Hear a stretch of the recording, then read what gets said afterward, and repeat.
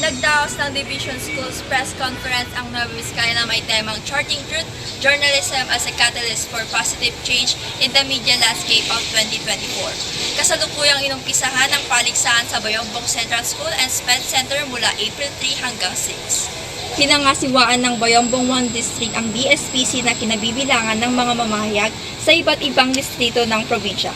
Kalahok dito ang mga piling mag-aral sa elementarya at sekundarya.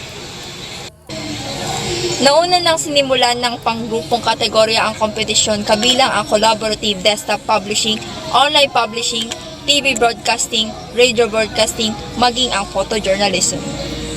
Puspusang sinasagawa ng mga mamahayag ang patimpalak ng sa gayon magiging kinatawan ang mga magwawagi sa darating na regional.